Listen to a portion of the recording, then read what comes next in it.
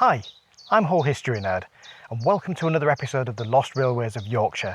In this episode, we're going to be taking a look at the Malton Driffield Junction Railway, the railway built while the railway bubble was exploding.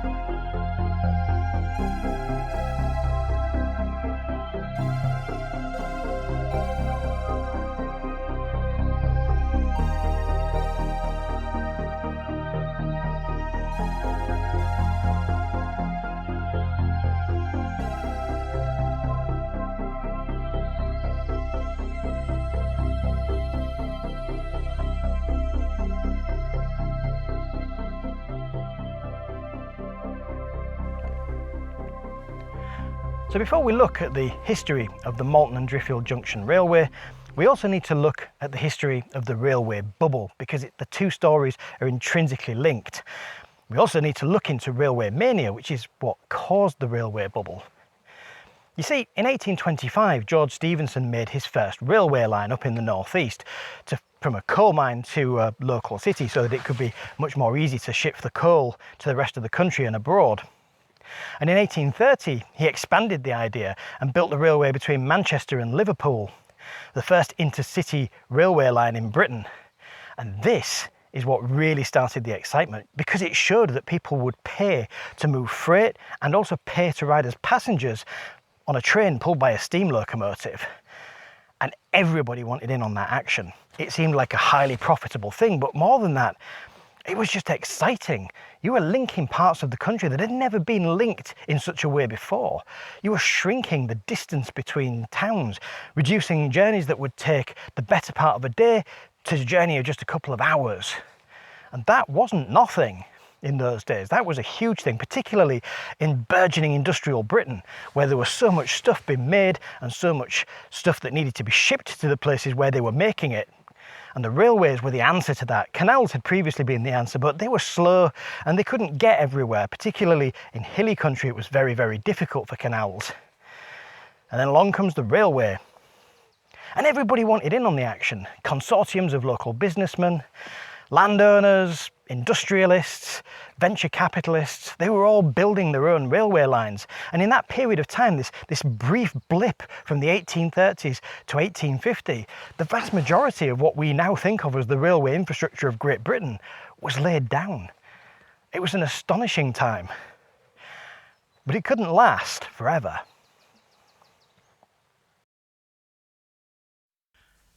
Railways were seen as the huge thing that could not fail, and this railway mania attracted huge investment, and huge investment begat huge confidence in railways as an economic miracle, which then generated even more investment.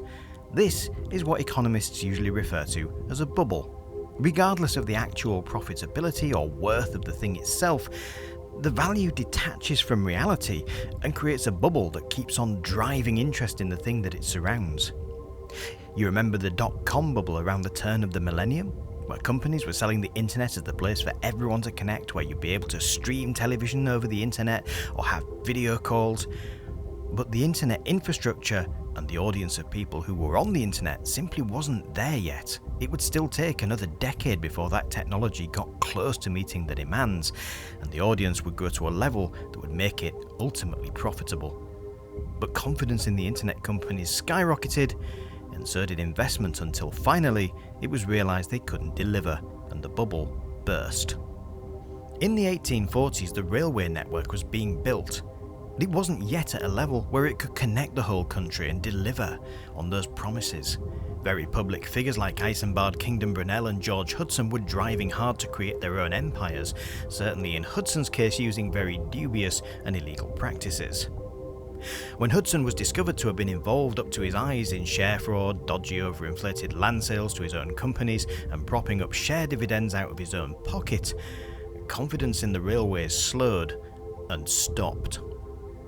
In these early days, there had always been many voices shouting against the railways, who saw them as invasive, dirty, and loud and wholly unnecessary, despite the fact that they'd begun to become an invaluable and essential part of the Industrial Revolution, connecting port cities within manufacturing centres and mines. But those voices had been swept aside during railway mania. But when the bubble burst, those voices were again being heard. Landowners who didn't want railways crossing their land, wealthy business people who resided in country towns that they didn't want industrialising.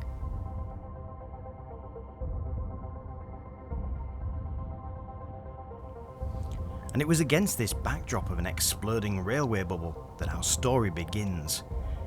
Well, it actually begins just before the bursting. George Hudson had planned a railway between Thirsk and Malton from his Newcastle and Darlington Junction Railway Company in order to improve connections between York and Scarborough, and also provide a gateway to the northeast from the East Riding. Several groups saw the potential for a railway linking the Thirsk to Malton Railway to Hull to create a firm route between the coalfields of the northeast and the port city. But only one of these groups made it through the planning stages. It was in a room here in Malton's marketplace in the October of 1845 that the very first meeting of what would be the successful company took place, and after a false start as the Newcastle upon Tyne and Hull Direct Railway, it was agreed to name it the Malton and Driffield Junction Railway. The directors initially wanted to raise £400,000, almost 50 million today, in capital for the construction, but because the railway bubble was at an all-time high, they reduced this down to £300,000. Whilst their confidence was high, however, there was a distinct nervousness about the idea that the future prosperity of their line was entirely dependent on George Hudson actually making the Thirsk to Malton railway line. But eager to foster a network of interlocking railways and seeing perhaps another small railway that at a later point he could buy to add to his empire, Hudson reassured them that he was indeed going to build the Malton to Thirsk. It is, however, telling that Hudson neither tried to impede the progress of this railway as he had done with the Manchester and Leeds Railway's attempt to drive a route from York to Hull through Market Wheaton, nor did he try to buy the company.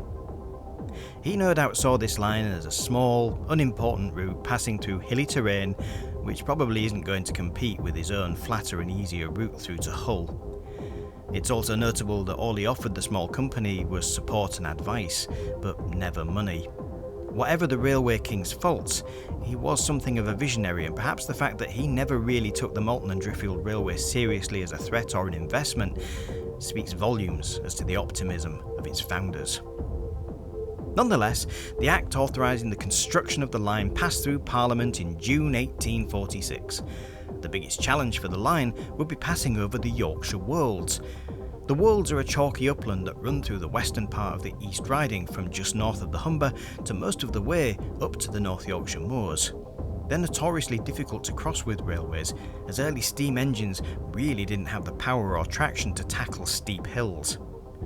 Such works often involved costly engineering projects, such as tunnels, cuttings and viaducts.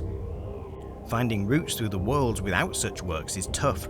Hudson achieved it with the York to Hull Railway that went through Market Wheaton, but the Hull and Barnsley Railway 30 years later only thought that they had, a mistake that would cost them almost everything, and a mistake that made it the most expensive railway per mile ever built in the country.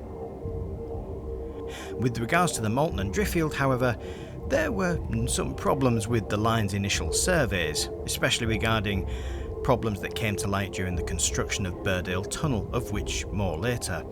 But that wasn't the worst of the problems. In 1846, while the line was still on the drawing board, a recession hit Britain, and the railway bubble began to wobble and slowly burst. Only 10% of the promised investment materialised, leaving Sir Tatton Sykes of Sledmere House as the major shareholder. Emergency meetings were had, panicked calls were made for funding, and even worse, the promised Thirsk to Malton line still hadn't been started. George Hudson assured them again that he would definitely be building the line, but with the bubble beginning to burst, there was concern amongst the directors. Without that line, the hoped-for coal link to Hull was in danger, leaving this as a potentially unprofitable local line through a succession of tiny Wolds villages between two relatively small towns that the company had no control over the stations. whilst both Malton and Driffield were significant agricultural centres, Driffield in particular having taken the lead in the East Riding from Bridlington with its canal, neither had any particular reason to need to be linked. Agricultural centres like these tended to ship foodstuff away from themselves and towards the big industrial cities rather than towards each other, and both already had a railway that served this purpose, Malton having been part of the York to Scarborough route of the York and North Midland Railway since 1845, and Driffield having been on the Hull and Selby's Bridlington branch since about the same time. They were essentially distribution centres for food for the growing industrialisation of Britain. At this point, it must have seemed that the only reason for this line would be for a handful of local farmers to move livestock and for a couple of local barons to travel to York. The directors, however, chose to carry on with the construction in a display of what can best be described as mindless optimism. In 1847, work began, shafts were made to begin the tunnel, and the line started being laid from Driffield. Over 200 navvies were initially recruited, a good portion of them being used to construct the tunnel. So navvies were the backbone of any major railway building project. Short for navigators, these people were a group of itinerant labourers who would travel across the country, working wherever there was a railway building project to be had, and in these early days of railway mania, they were often very, very much booked up, and in the decades to follow there was still a lot of work to be done. And these were people who had a specialist set of skills. Some were good at mining, some were good with explosives, some were good with stonework, and that combination was especially useful for building cuttings, tunnels and viaducts. And they were a rough bunch. They worked hard and they played even harder, and they drank even harder than that. And these excesses often upset the locals, who would at certain periods complain to the Malton Driffield Junction Railway of the excesses of the heathen in our midst. And of course, to address these concerns, the Malton Driffield Railway employed a man of God to attend to their spiritual needs. And his name, and I'm not kidding, was the Reverend Ishmael Fish.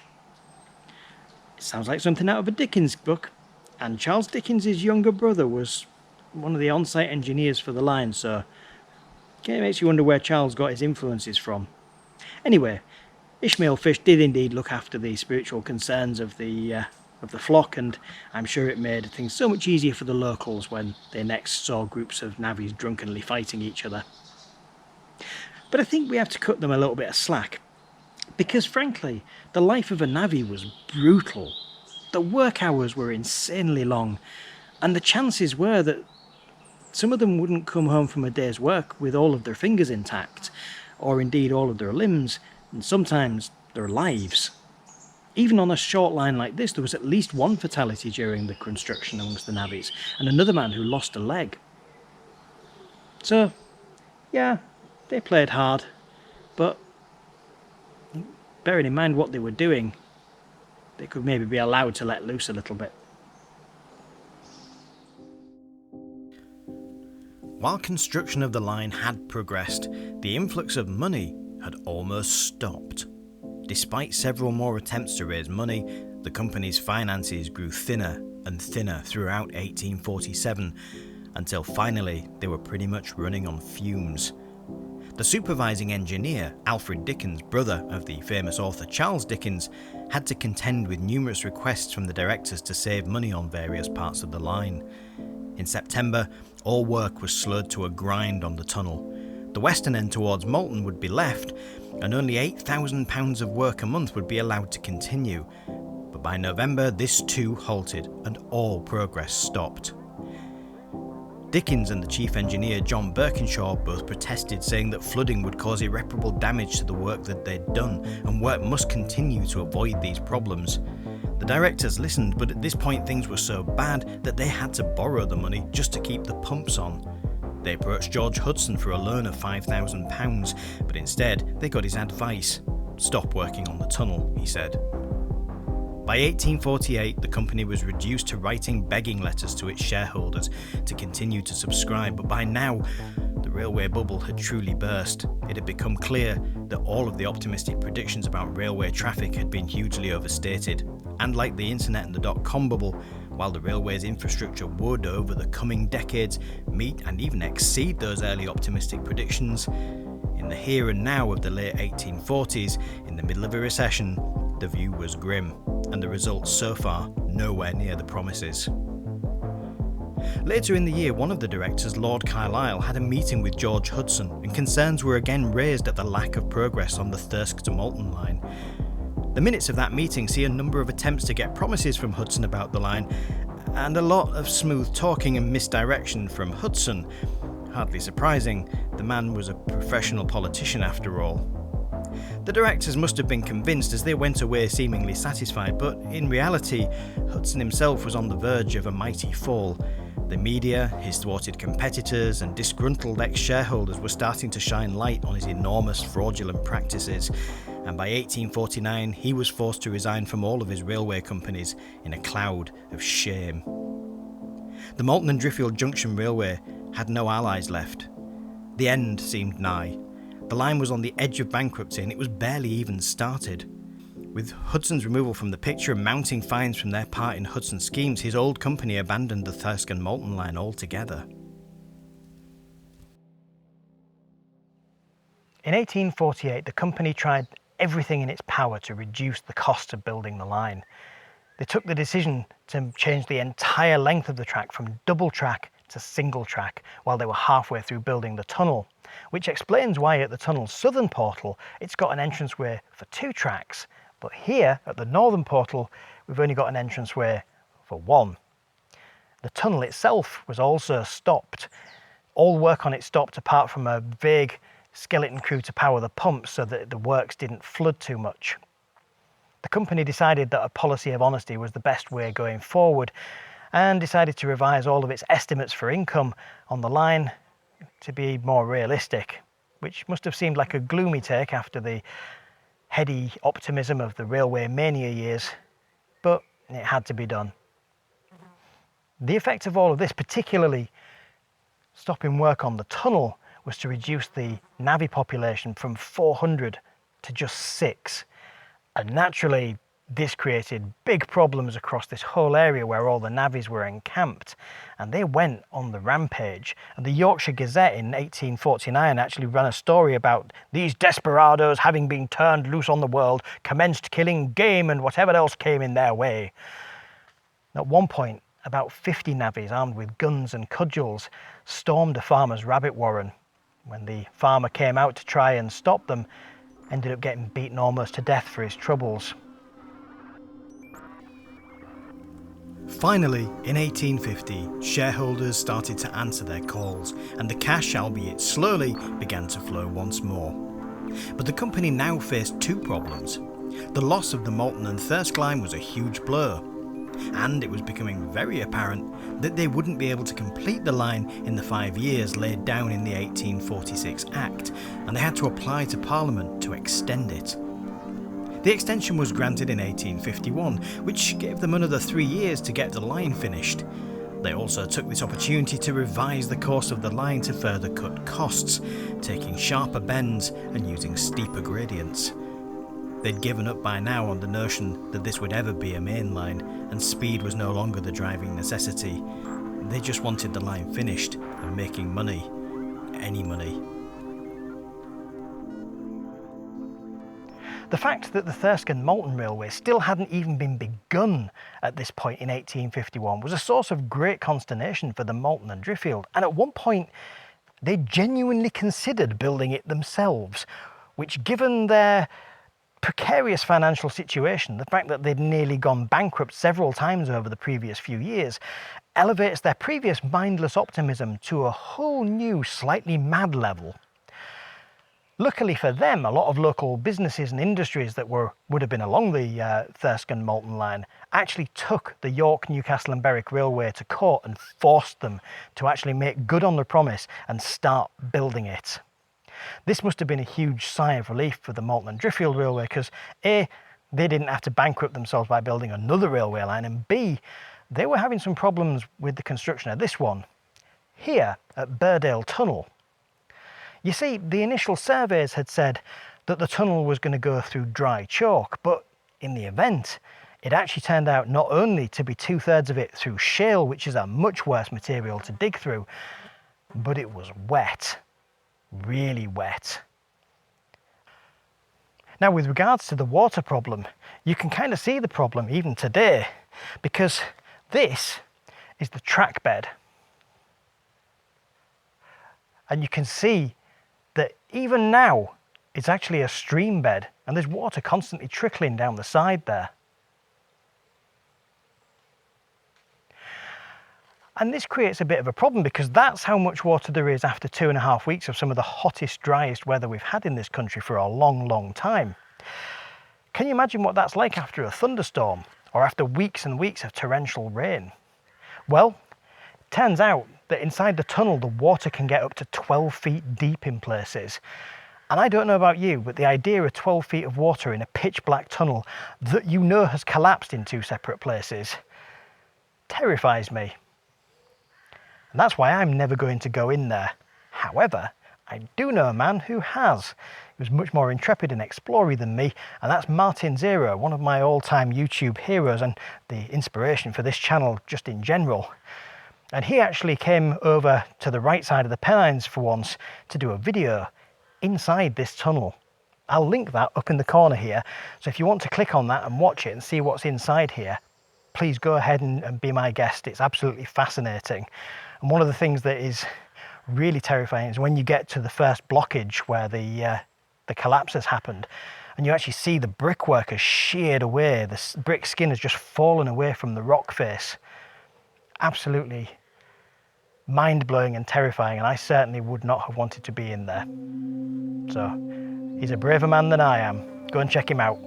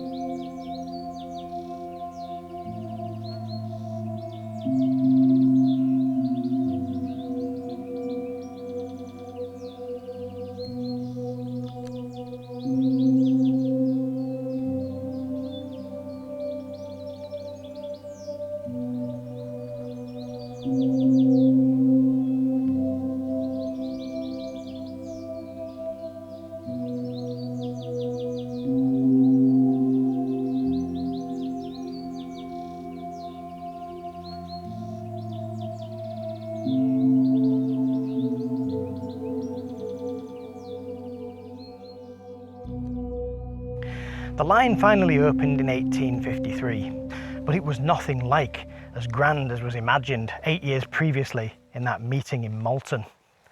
It was single track throughout. The sharp incline in the tunnel proved to be difficult for locomotives, and it often required trains to do a thing called double heading, where you have 2 locomotives actually pulling the train just to get it through. And the station buildings were farmed out to local contractors who built and designed them on the cheap. So there was no grand unified look about the station buildings, unlike George Hudson, where he contracted fabled architects like G.T. Andrews to design and create a thematic link all the way through the line. These look like rather quaint, homely little country cottages whose only distinctive feature is that they were built on a platform next to a railway line. And George Hudson may well have been right in his instincts not to be particularly threatened by the Malton Driffield Railway, because it was never particularly profitable. When the North Eastern Railway took over the running of the line, they reduced the number of passenger services to 3 a day, with 1 pickup goods service. And over time, that 1 pickup goods service was reduced to an on-demand service instead. The busiest station on the entire route was Wetwang, and that wasn't particularly busy. And yet, it runs through some of the most beautiful countryside in East and North Yorkshire. The Wolds are a special kind of beauty. They're not the grandeur and bleakness of the dales or the moors.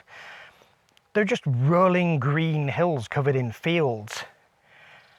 And it has a different kind of beauty, a kind of pastoral beauty all of its own. You would have thought that the Victorians, who were all into their picturesque beauty, would have been all into coming up here just to have a look. But sadly, that only happened in years later.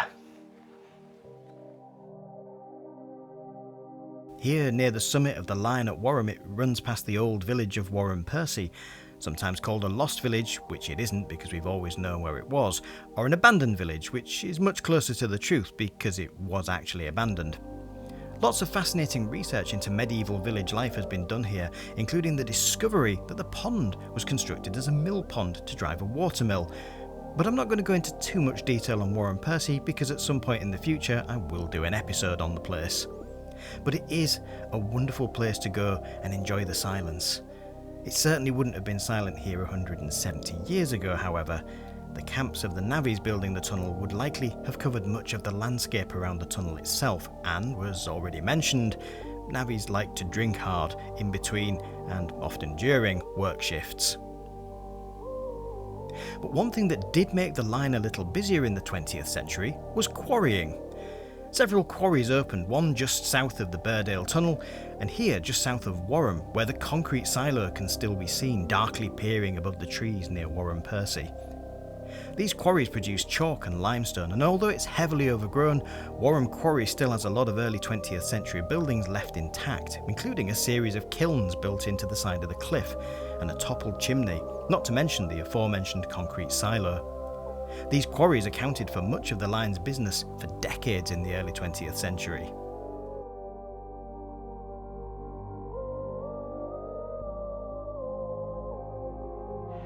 Even though there were stations at all of the villages along the route, the Wolds was never the same kind of important agricultural centre as Holderness was, and this line never did as much agricultural business as did the lines to, say, Hornsey or Bridlington. I mean, this at Fimber, which was later renamed Sledmere Station, this had the biggest goods complex on the line, and that really consisted of nothing more than a goods platform and a locked parcel shed, which would have been just behind me here.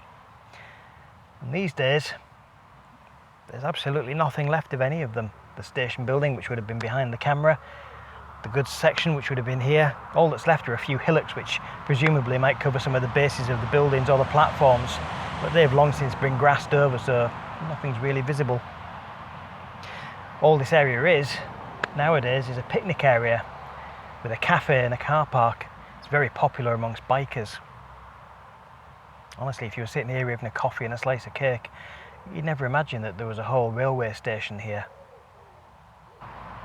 But it wasn't just agriculture.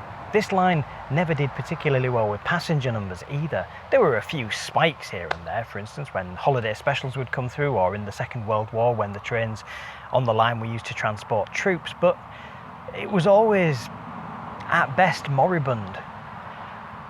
It was not a particularly busy line, and after nationalisation in the late 40s, British Railways turned its attention to lines exactly like this. Lines that were small and underperforming, that could be pruned to save costs.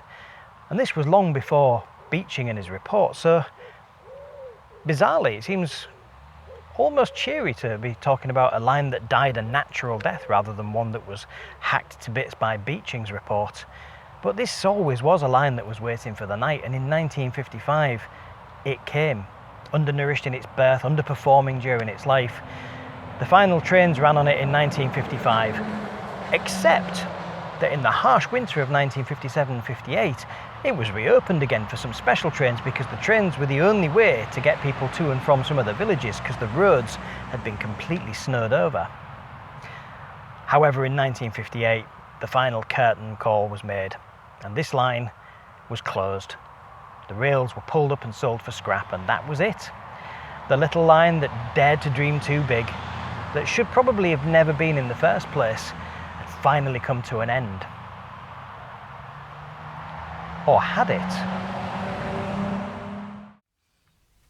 In 2008, in a field just across the B1248 from the crossing keeper's cottage at Fimber, a group of enthusiasts gained a strip of land that used to have the track bed for the railway travelling down it along the roadside, and they began the long, slow process of rebuilding a length of that track. In the last 12 years, what they have achieved has been a gradual revival of a section of this old railway, complete with a running diesel locomotive, rather aptly named Sir Tatton Sykes after the original line's most enthusiastic shareholder, that carries people up and down the line for only a few pounds. You can even drive the loco for a tenner within certain limits. This is the Yorkshire Wolds Railway, and I visited to talk to Phil Robson, one of the people behind it, to find out more. The Yorkshire Wolds Railway started as an idea in a pub, I think, really, in the Burdale Tunnel in Driffield. And a group of people thought it'd be a nice idea to have the old Malton Driffield Railway running again, or part of it anyway. And after about a 4-year gap, things actually started in earnest in 2008, October 08, which was 50 years to the month from when the line closed. As you can see around you, we've come on a long way since we started. When we first came through the gate, which was in October 2012, 4 years later, there was nothing other than a pile of soil where we're standing now. And as you can see, in the time since 2012, so that's 8 and a bit years, we have come to this, and as you'll also see, we're expanding quite significantly towards Wetwang, despite all the problems we've had. We do hope to get through to Wetwang Station eventually. That's about 1 2/3 miles away from here, and Wetwang Station is still in existence, unlike Sledmere and Fimber Station, which is a picnic site now, and there's no remains of the station. We have planning permission for 1 mile, which takes us to Wetwang Green Lane that way, which is what we're concentrating on at the minute, and then beyond that, as I say, there's another 2/3 of a mile to take us through and across the road into Wetwang. And so, in some way, this line lives on, not just in memory, but in the real world, and with plans to extend the line south to Wetwang. A ray of light perhaps, some hope for the future, that at least some small part of the Malton Driffield Junction Railway may yet still live up to those early promises made during the railway bubble. And finally, the little railway that couldn't might actually become the little railway that could.